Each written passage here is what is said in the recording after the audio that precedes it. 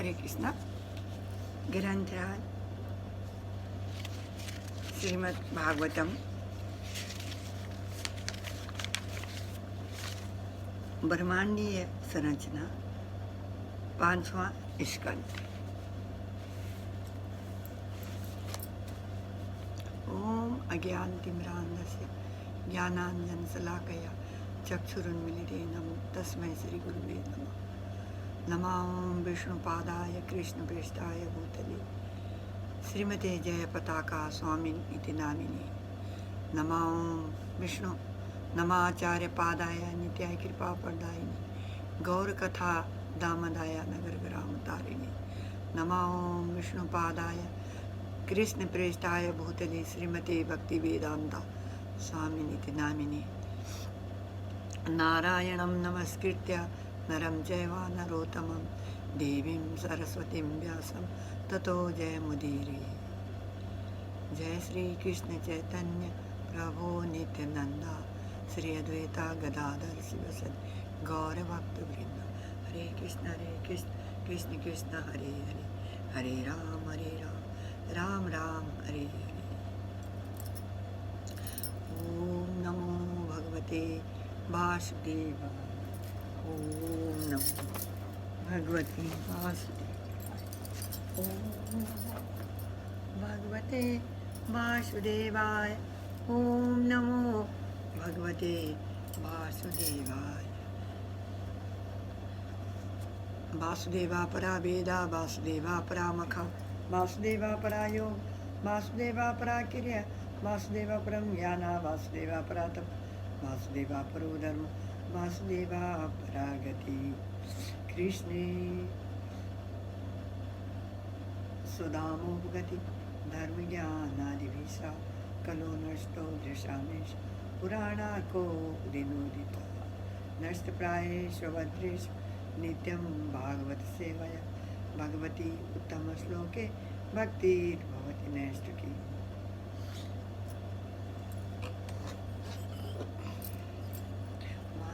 कल्पतरुभ्यश्च कृपासिन्धुभ्येव च पतितानां पावनेभ्यो वैष्णवेभ्यो नमो नमः। जय राधा माधव कुञ्ज बिहारी। जय राधा माधव कुञ्ज बिहारी। यमुना तीरे बनचारी। यमुना तीरे बनचारी। जय राधा माधव कुंज बिहारी। हरे कृष्ण कृष्ण कृष्ण हरे हरे, हरे राम राम राम हरे हरे। हरे कृष्ण कृष्ण कृष्ण हरे हरे, हरे राम राम राम हरे हरे। जय जय श्री चैतन्य जय नित्यानंद जय अद्वैता चंद्र जय गौरा भक्तवृंद। जय जय श्री चैतन्य जय नित्यानंद जय अद्वैता चंद्र जय गौरा भक्तवृंद। जय जय श्री चैतन्य जय नित्यानंद जय अद्वैता चंद्र जय गौरा भक्तवृंद। हरे कृष्ण कृष्ण कृष्ण हरे हरे, हरे राम राम राम हरे हरे। हरे कृष्ण कृष्ण कृष्ण हरे हरे, हरे राम राम राम हरे हरे कृष्णा।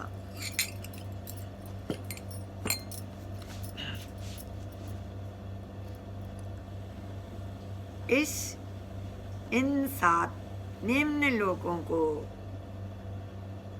बिल स्वर्ग बिल के समान भूमिगत स्वर्गलोक कहा जाता है, क्योंकि इन लोकों में असुरों द्वारा भोग किए गए जाने वाला ऐश्वर्य देवताओं द्वारा उच्च लोगों में ऐश्वर्य से कहीं अधिक है। यद्यपि देवताओं के भोग विलास में यदा कदा बाधा आती रहती है, परंतु दैत्य दानव और नारायण अपने अति सुंदर घरों और बगीचों में बिना किसी बाधा के निरंतर भोग करते हैं और इस प्रकार वे इस महामुख से अत्यंत आसक्त हो जाते हैं। इन नकली स्वर्गलोकों में मैं दानव ने अनेक भव्य नगरियों का निर्माण किया है, जिनमें सर्वाधिक मूल्यवान रत्नों द्वारा ब्रह्मांड के प्रमुख नेताओं के घर बनाए गए हैं। यहाँ बने बगीचे स्वर्ग में पाए जाने वाले बगीचों से कहीं अधिक सुंदर है और इनमें प्रवेश करने वाले व्यक्ति का चित्त इंद्रिय भोग की असीमित कामनाओं से भर जाता है। इन क्षेत्रों में अनेक विशाल सर्प निवास करते हैं और चूंकि इन क्षेत्रों में सूर्य प्रकाश न होने के कारण अंधकार छाया रहता है, इन सर्पों के फनों पर रखी चमकदार मणियां अंधेरे को भेद कर स्थान को प्रकाशित रखती है। क्योंकि इन स्थानों पर सूर्य किरणें प्रवेश नहीं कर पाती, इसलिए वहाँ दिन और रात का भेद नहीं है और इसलिए यहाँ के निवासी काल के भय से मुक्त निर्भीक जीवन जीते हैं। क्योंकि इन लोगों के निवासी विलक्षण औषधियों से बनी मदिरा पीते तथा उससे स्नान करते हैं। वे समस्त शारीरिक रोगों तथा मानसिक चिंताओं से मुक्त रहते हैं। न तो उनके सिर के बाल सफ़ेद होते हैं और न ही उनकी त्वचा पर झुर्रियाँ ही पड़ती हैं। बढ़ती उम्र के कारण उनके शरीर की कांति क्षीण नहीं होती और न ही कभी उन पर वृद्धावस्था का आक्रमण होता है। उनके शरीर से पसीने की दुर्गंध नहीं आती।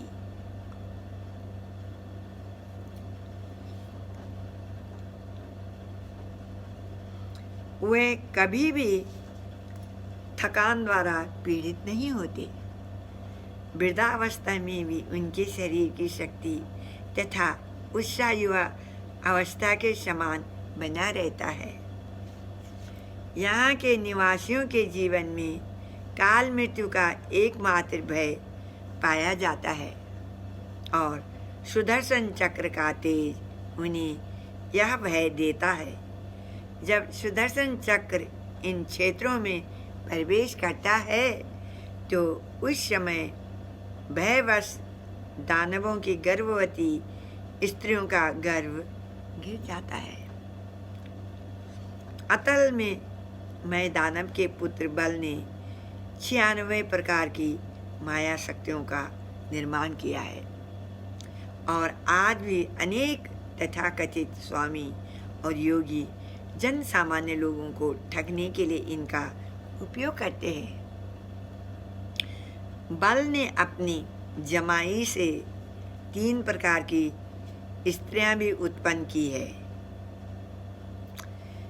साविरिणी जो अपने ही वर्ग के पुरुषों से विवाह करती हैं, कामिनी जो किसी भी वर्ग के पुरुषों से विवाह करती हैं और पुष्चली जो एक के बाद एक पति बदलती रहती है।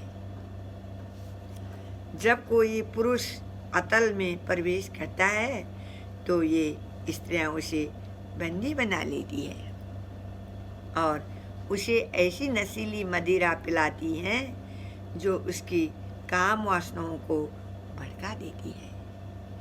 तब वह स्त्रियां अपने चिताकर्षक कटाक्षों, मीठे शब्दों, प्रेम भरी मुस्कानों और आलिंगनों द्वारा उसे मंत्रमुग्ध करके संभोग सुख भोगती हैं। इस प्रकार ये स्त्रियां उस पुरुष की भड़कती कामुकता का लाभ उठाकर अपनी काम वासना को हर प्रकार से तृप्त कर लेती हैं। काम वासना की शक्ति के प्रभाव से वह पुरुष पूरी तरह मोहग्रस्त हो जाता है और अपने शरीर में 10,000 हाथियों के बल का 10,000 हाथियों के बल का अनुभव करते हुए स्वयं को भगवान मानने लगता है। वह भूल जाता है कि कुछ ही दूर खड़ी मृत्यु उसकी प्रतीक्षा कर रही है। अतल और वितल के नीचे भगवान शिव अपने भूत प्रेत अनुयायियों के साथ रहते हैं। यहाँ शिव जी विभिन्न प्रकार के प्राणियों की उत्पत्ति करने के लिए अपनी पत्नी भवानी के साथ सहवास करते हैं। उनके वीर्य और अंडाशय के मिश्रण से हाट की नंदी की उत्पत्ति होती है। जब वायु द्वारा उद्दीम अग्नि उस नदी का पान करती है और तत्पश्चात अत्यंत गर्मी का अनुभव करते हुए उसका वमन करती है, उससे हाटक नामक स्वर्ण उत्पन्न होता है। वितल में रहने वाले असुर इस सोने से बने आभूषणों से स्वयं को सजाते हैं और इस प्रकार सुखपूर्वक जीवन यापन करते हैं। वितल के नीचे है सुतल। आज भी इस सुतल लोक में बलि महाराज राज्य कर रहे हैं और अपने भक्त के प्रति प्रेमवश भगवान स्वयं हाथ में गदा लेकर उनके द्वार पर चौकीदारी करते हैं। एक समय रावण बलि महाराज को चुनौती देने के लिए आया था। उस समय भगवान वामन देव ने अपने पैर के अंगूठे से उसे ठोकर मारकर 10,000 योजना दूर फेंक दिया था। सुतल के नीचे तलातल है, जहाँ मैं दानव का राज्य है। मैं दानव मायावी शक्तियों का प्रयोग करने वाले लोगों के प्रमुख आचार्य हैं। त्रिपुरासुर का वध करने के पश्चात शिव जी मैं दानव से इतने प्रसन्न हुए कि उन्होंने उसकी नगरी उसे लौटा दी और तब से आज तक स्वयं उसकी रक्षा करते हैं। इसलिए मैं दानव को कई बार यह भ्रम हो जाता है कि अब उसे भगवान के सुदर्शन चक्र से भयभीत होने की आवश्यकता नहीं रही। तलातल के नीचे महातल है और यहाँ कद्रू के अनेक सर्प वंशज रहते हैं। जैसे तक्षक और कालिया, इन सर्पों को सदैव गरुड़ का भय सताता है, परंतु फिर भी वे अपने परिजनों के साथ जीवन का यथासंभव सुख भोगने का प्रयास करते हैं। महातल से नीचे रसातल है। यहाँ दिति और दनु के आसुरी पुत्र निवास करते हैं। ये लोग सांपों के बिल में रहते हैं। इन सब में निवात कवच प्रमुख है। रसातल के नीचे पाताल है। वासुकी नाग के नेतृत्व में यह लोग नागों का लोक है। यहाँ रहने वाले नागों में से कुछ के 5, कुछ के 7, कुछ के 10 और कुछ के हजारों फन होते हैं। इन नागों के सिर पर रखी मणियों से इतना तेज प्रस्फुटित होता है कि बिल स्वर्ग के सारे लोग प्रकाशित हो जाते हैं। पाताल से 30,000 योजन नीचे भगवान अनंत निवास करते हैं। वे संकर्षण के नाम से भी जाने जाते हैं। भगवान संकर्षण भगवान विष्णु के अवतार हैं तथा शिव जी के आराध्य देव हैं। इसके साथ ही वे जीव आत्माओं के मिथ्या अहंकार के मूर्तिमान देवता भी हैं। जब कोई व्यक्ति सोचता है मैं भोगता हूँ और यह पूरा संसार केवल मेरा भोग के लिए है, तो जीवन की धारणा का विधान भगवान संकर्षण द्वारा ही होता है। यह संपूर्ण ब्राह्मण अनंत शेष के सहस्र फनों में ये किसी एक फन पर टिका हुआ है और दिखने में सफ़ेद राई के बीज जैसा दिखाई देता है। दूसरे शब्दों में अनंत शेष के फन की तुलना में ब्रह्मांड का आकार अत्यंत नगण्य है। प्रलय के समय अनंत शेष थोड़े क्रोधित हो जाते हैं, क्योंकि अधिकांश जीव मनुष्य जीवन में मिले भगवत प्राप्ति के सुअवसर का लाभ नहीं उठाते और उस दुर्लभ जीवन को इंद्रिय भोग में व्यर्थ गंवा देते हैं। उनकी दोनों भ्रुकुटियों के बीच से रुद्र का जन्म होता है। अपने हाथ में त्रिशूल उठाए रुद्र संपूर्ण सृष्टि का विनाश करने के लिए आगे बढ़ते हैं। जब भक्तगण श्रद्धापूर्वक अनंत शेष के चरण कमलों पर प्रणाम करते हैं, तो वे स्वच्छ दर्पण के समान उनके गुलाबी पारदर्शी नाखूनों में अपना प्रतिबिंब देखकर प्रसन्न हो जाते हैं। जब सर्पराज की सुंदर राजकुमारियों भगवान का आशीर्वाद प्राप्त करने के लिए उनकी श्वेत धीर्त भुजाओं पर अगरू चंदन और कुमकुम का लेप लगाती हैं, तब उनके शरीर का स्पर्श करने से उनकी काम इच्छाएं उद्दीप्त हो जाती हैं। उनके मन के भावों को भाव कर अनंत शेष उन राजकुमारियों की ओर कृपा भरी मुस्कान के साथ देखते हैं और वे सब युवतियां लज्जित हो जाती हैं। उस समय भगवान का मुख अपने भक्तों के प्रगाढ़ प्रेम से प्रमुदित हो उठता है और मंदोन्मत्त हो लालिमा युक्त उनके नेत्र इधर उधर डोलने लगते हैं। राजकुमारियां भगवान के इस सुंदर मुख को निहारते हुए मुस्कुराती रहती हैं। अनंत देव का प्रमुख कार्य सृष्टि का विनाश करना है और यद्यपि जीवों को मनुष्य जीवन को व्यर्थ गंवाते देखकर उन्हें बहुत क्रोध आता है।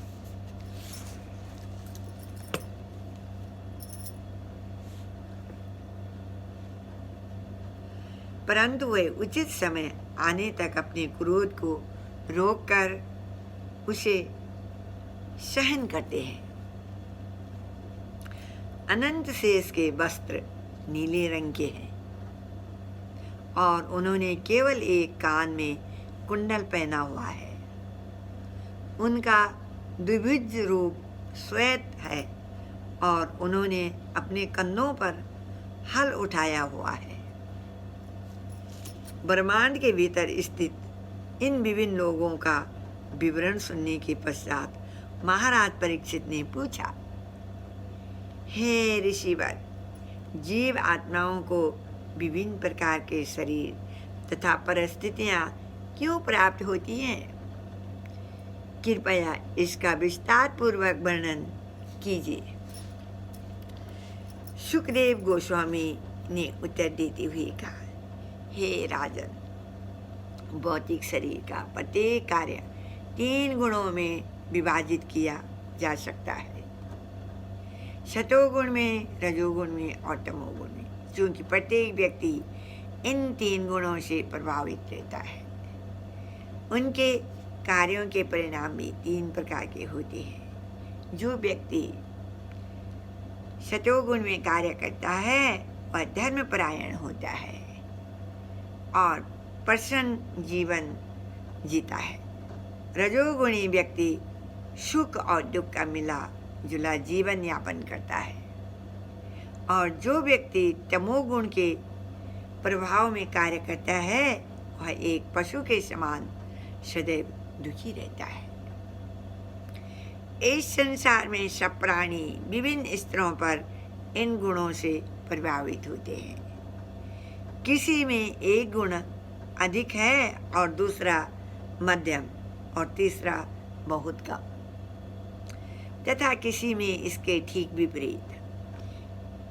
इन 3 गुणों के विभिन्न मिश्रणों के आधार पर उनकी गति भी बदलती रहती है। जिस प्रकार पुण्य कर्म करने से व्यक्ति को स्वर्ग की प्राप्ति होती है, उसी प्रकार पाप कर्म करने से उन्हें विभिन्न नरक लोकों में जाने के लिए बाध्य किया जाता है। जो लोग तमोगुण से प्रेरित होकर पापाचार करते हैं उन्हें उनके तमोगुण के स्तर के अनुसार विभिन्न नरक लोकों में भेजा जाता है। जो पागलपन के वशीभूत होकर तमोगुण में कार्य करते हैं उन्हें मिलने वाले परिणाम सबसे कम भयावह होते हैं।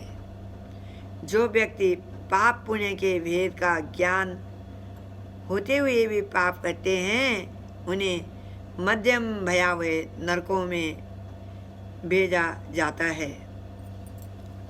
जो व्यक्ति नास्तिक होने के कारण पाप करते हैं उन्हें नरक लोकों में सर्वाधिक भीषण यातनाएं दी जाती हैं। अज्ञानवश प्रत्येक बद्ध जीव अनादिकाल से अपनी भौतिक इच्छाओं से बंधा सैकड़ों हजारों नरकों की यात्रा कर रहा है।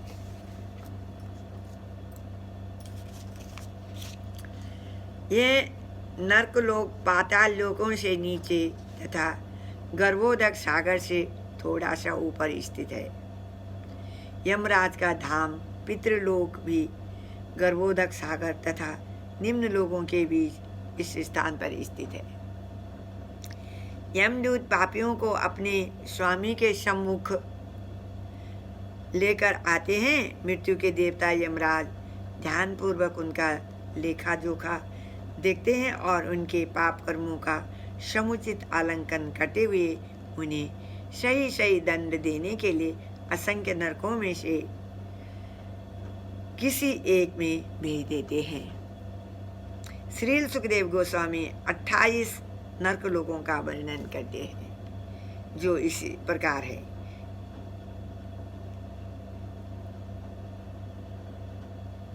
जो किसी अन्य पुरुष की वैध पत्नी, बच्चों तथा धन का दुरुपयोग करता है उसे सर्वाधिक अंधेरे नरक तामिश्र में डाला जाता है।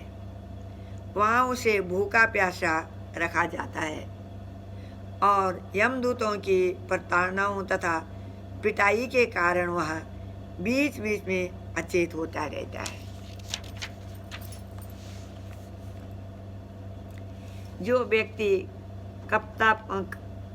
कपटतापूर्वक से किसी दूसरे पुरुष को धोखा देता है और फिर उसकी पत्नी एवं बच्चों का भोग करता है उसे अंधता मिश्र नामक नरक में भेजा जाता है।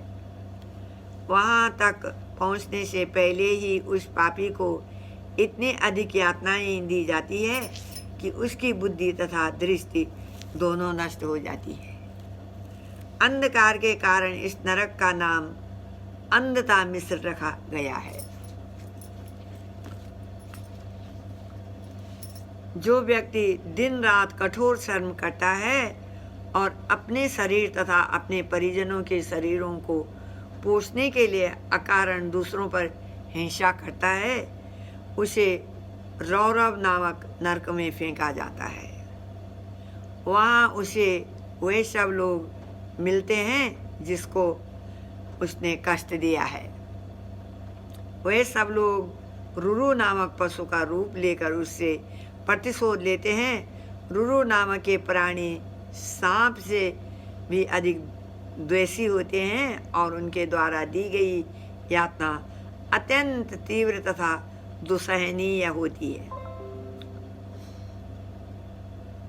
दूसरों को कष्ट देकर अपना जीवन यापन करने वाले लोगों को महारौरव नरक में जाना पड़ता है, जहाँ करब्याद नामक रुरु पशु उसे भयंकर यातनाएं देते हुए नोच नोच कर उनका मांस खाते हैं।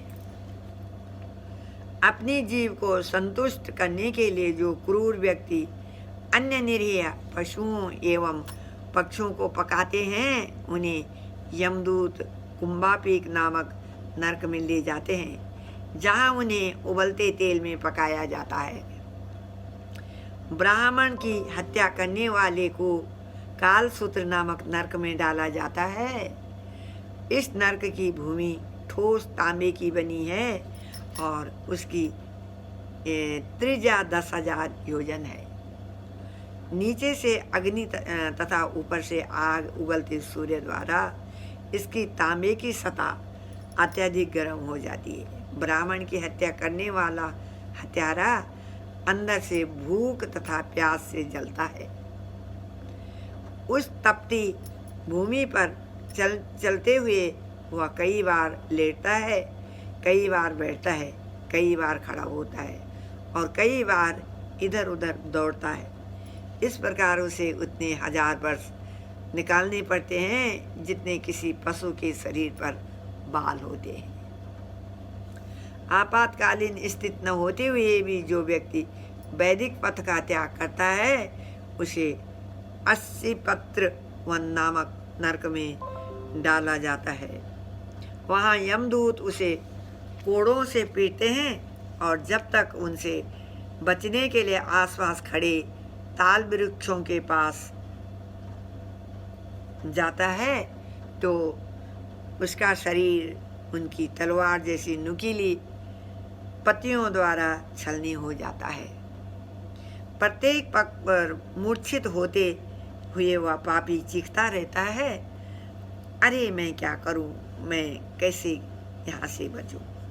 निष्पाप व्यक्ति को दंड देने वाले अथवा किसी ब्राह्मण को शारीरिक प्रताड़ना देने वाले पापी राजा अथवा राज अधिकारी को शूकर मुख नामक नरक में ले जाया जाता है। वहाँ उसे एक यंत्र में डालकर उसी प्रकार पीसा जाता है जिस प्रकार गन्ने का रस निकालने के लिए उसे पीसा जाता है। इस प्रकार यातना दिए जाने पर वह उन्हीं निष्पाप लोगों के सम